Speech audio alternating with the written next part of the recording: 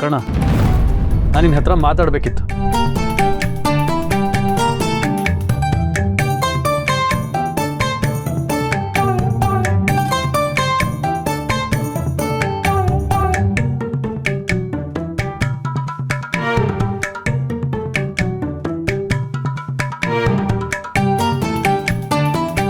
ಏನು ಸಂಜು?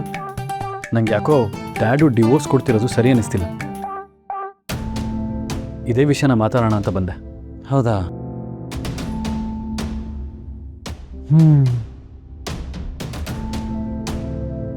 ಆದರೆ ಕಾಲ ಮಿಂಚೋಗಿದ್ದೀರಾ ಸಂಜು. ಅಲ್ಲ, ಇಷ್ಟು ವರ್ಷ ಜೊತೆಗಿದ್ದು ಈಗ ಡಿವೋರ್ಸ್ ಅಂದ್ರೆ ಏನ್ ಚೆನ್ನಾಗಿರುತ್ತೆ? ಒಂದೇ ಮನೇಲಿ ಇಬ್ರು ಒಟ್ಟಿಗೆ ಇದ್ರೆ ಒಳ್ಳೇದಲ್ವಾ? ಇಷ್ಟಕ್ಕೂ ಅಮ್ಮ ಎಲ್ಲಿಗೆ ಹೋಗ್ಬೇಕು? ನಂಗಿದು ಯಾಕೋ ಸರಿ ಕಾಣಿಸ್ತಿಲ್ಲ. Correct, you have a point Sanju. Correct ಅಂದಮೇಲೆ ನಾವು ಡಿವೋರ್ಸ್ ಆಗೋದಕ್ಕೆ ಬಿಡಬಾರ್ದಲ್ವಾ? ಕರ್ಣ, ಇದಕ್ಕೆ ನೀನೇ ಏನಾದರೂ ಐಡಿಯಾ ಕೊಡು. ಡ್ಯಾಡ್ ಸುಲಭವಾಗಿ ಏನೂ ಒಪ್ಕೊಳ್ಳಲ್ಲ.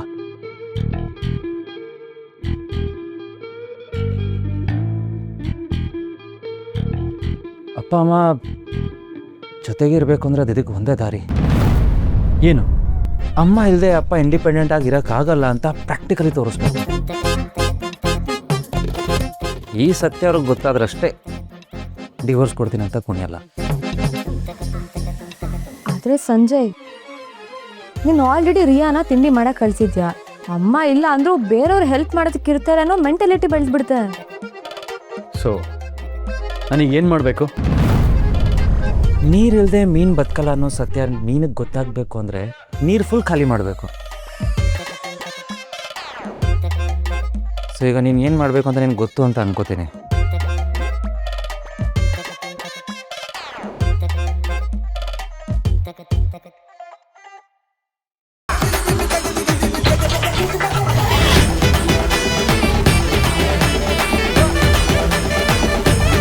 ನಮ್ಮ ಮೀನು ಬಲೆಗೆ ಬಿತ್ತು.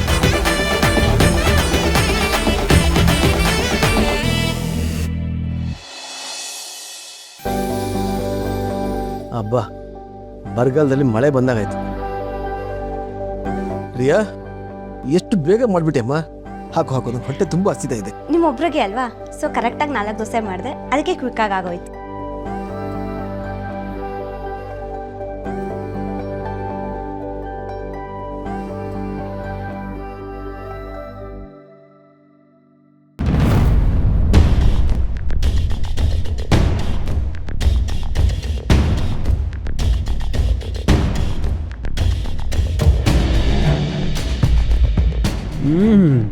ಕನ್ನಡಕ ಸಕ್ಕರಾಗಿದೆ. ದೋಸೆ ಅಂದ್ರೆ ಹಿಂಗಿರ್ಬೇಕು ನೋಡು, ನಾಟ್ ಬ್ಯಾಡ್ಯಾ? ಸಂಜು, ಏನೋ ಇದು? ಯಾಕೆ ಡ್ಯಾಡ್, ಏನಾಯ್ತು? ಈಗ ದೋಸೆ ಸಕ್ಕತ್ತಾಗಿ ಮಾಡಿದ್ದಾಳೆ ಅಲ್ವಾ? ನಾನು ತಿನ್ಲಿ ಅಂತ ನನ್ನ ತಟ್ಟೆಲಿ ಹಾಕಿದ ದೋಸೆ ತಟ್ಟೆನ ನೀನು ಕಿತ್ಕೊಂಡು ತಿಂದು ಈಗ ನನ್ನೇ ಕೇಳ್ತಾ ಇದೀಯಾ ದೋಸೆ ಹೇಗಿದೆ ಅಂತ?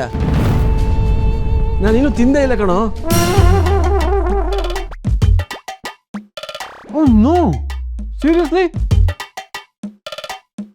ಛೇ, ನನಗೆ ಗೊತ್ತೇ ಆಗಲಿಲ್ಲ. ಡ್ಯಾಡ್, ಪ್ಲೇಟ್ ನೋಡಿದ ತಕ್ಷಣ ತಿನ್ಬಿಟ್ಟೆ. ತುಂಬ ಹಸಿವಾಗಿತ್ತು ಡ್ಯಾಡ್. ನೀವು ಆಲ್ರೆಡಿ ತಿಂದಿರ್ತೀರಾ ಅಂದ್ಕೊಂಡೆ. ಕನ್ನಡಕ, ಡೋಂಟ್ ಮೈಂಡ್, ಡ್ಯಾಡ್ಗೆ ಇನ್ನೊಂದು 2 ದೋಸೆ ಮಾಡ್ಕೊಡ್ತೀಯಾ? ಇದ್ದಿದ್ದು ರವೆ ಹಿಟ್ಟೆಲ್ಲ ಖಾಲಿ ಆಗೋಗಿದೆ. ಹೌದಾ ಡ್ಯಾಡ್? ಹಾಗಿದ್ರೆ ನನ್ನ ಕಡೆಯಲ್ಲಿ ಒಂದು ತಗೊಳ್ಳಿ. ನನಗೆ ಹಾಗೆಲ್ಲ ಎಂಜಲ್ ತಟ್ಟೆಲಿ ಅದನ್ನು ತಿಂದ ಅಭ್ಯಾಸ ಇಲ್ಲ. ಹಾಗಾದ್ರೆ ಅಮ್ಮಂಗೆ ಹೇಳಿ, ಅವ್ರು ಕ್ವಿಕ್ಕಾಗಿ ಏನಾದರೂ ಮಾಡ್ಕೊಡ್ತಾರೆ. Anyways, she is a very good cook, you know. ಏನು ಎಲ್ಲರೂ ಸೇರಿ ನನ್ನ ಜೊತೆ ಆಟ ಆಡ್ತಾ ಇದ್ದೀರಾ? ನನಗೆ ಯಾರೂ ತಿಂಡಿ ಮಾಡ್ಕೊಡ್ಬೇಕಾಗಿಲ್ಲ.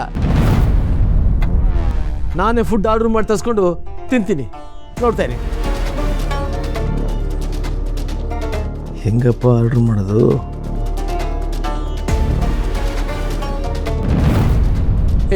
ಏ ಮಾಲ್ತಿ, ಒಂದು ನಿಮಿಷ ಬಾಯಿಲಿ. ಅವತ್ತು ನೀನು ನನಗೆ ಟೀ ಆರ್ಡ್ರ್ ಮಾಡಿದ್ಯಲ್ಲ ಅದು ಯಾವುದೋ ಆ್ಯಪಿಂದ. ಆ ಆ್ಯಪಿಂದ ನನಗೆ ಒಂದು ಮಸಾಲೆ ದೋಸೆ ಆರ್ಡ್ರ್ ಮಾಡು. ತುಂಬ ಹೊಟ್ಟೆ ಹಸಿತಾ ಇದೆ. ಆವತ್ತು ನೀವಿನ್ನೂ ನನ್ನ ಗಂಡ ಆಗಿದ್ರಿ, ಇವತ್ತು ನಾನು ನಿಮ್ಮ ಹೆಂಡತಿನೇ ಅಲ್ಲ ಅಂತ ಡಿಕ್ಲೇರ್ ಮಾಡಿಬಿಟ್ಟಿದ್ದೀರಾ. ನಾನು ಆರ್ಡರ್ ಮಾಡಿ ತರಿಸಿದ್ರೆ ನಿಮಗೆ ಸರಿ ಹೋಗಲ್ಲ ಅನ್ಸುತ್ತೆ. ನೀವೆಲ್ಲ ಏನು ಅಂದ್ಕೊಂಡಿದ್ದೀರಾ? ನಿಮ್ಮ ಕೋಳಿ ಕೂಗಿದ್ರಷ್ಟೇ ಬೆಳಕಾಗೋದು ಅಂದ್ಕೊಂಡಿದ್ದೀರಾ? ನನಗೆ ಗೊತ್ತಿದೆ. ಹೋಟೆಲ್ಗೆ ಹೋಗಿ ಫಸ್ಟ್ ಕ್ಲಾಸಾಗಿ ಟಿಫನ್ ಮಾಡ್ಕೊಂಡು ಬರ್ತೀನಿ, ಆಮೇಲೆ ಒಬ್ಬೊಬ್ಬರನ್ನು ವಿಚಾರಿಸ್ಕೊತೀನಿ.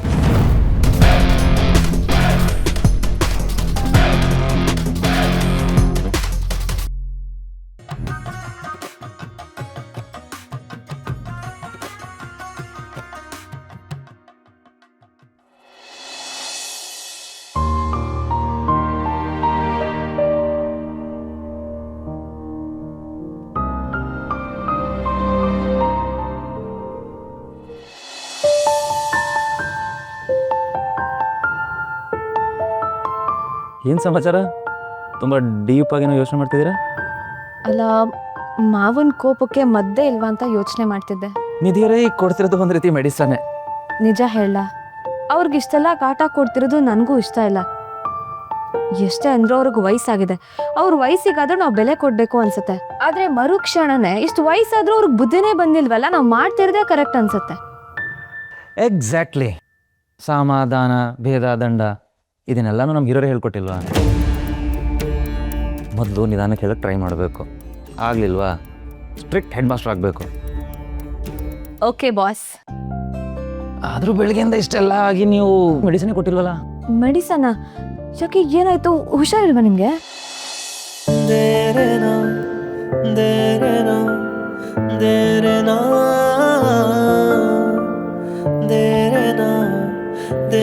ನಿಮ್ಗೇನು ಅರ್ಥನೇ ಆಗಲ್ವಲ್ಲ ರೀ.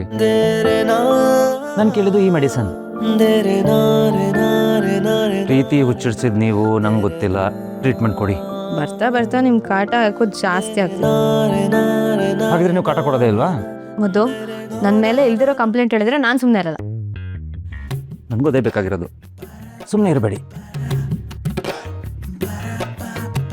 ಮುದ್ದು, ಮನೇಲಿ ಎಷ್ಟೆಲ್ಲ ಟೆನ್ಷನ್ ನಡೀತಿದೆ, ನೀವು ನೋಡಿದ್ರೆ.